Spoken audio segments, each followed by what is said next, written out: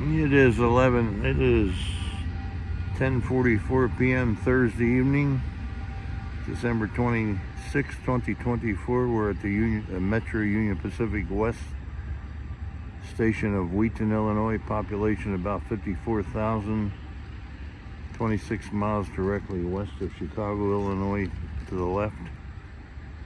47 degrees Fahrenheit. We just saw somewhat of a rarity, an eastbound Union Pacific Railroad unit coal train from the Powder River Basin in Wyoming on the Union Pacific Railroad Geneva subdivision. Geneva's a point west of here to the right. And according to the reporting marks on the hopper cars, he's headed to a electric power generating station, Wisconsin Electric Power Generating Station in Wisconsin. Again, Thursday evening.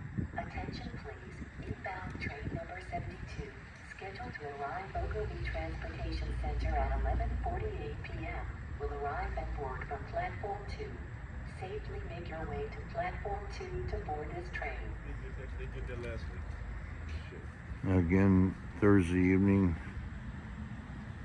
December 26, 2024, Wheaton, Illinois. Over and out.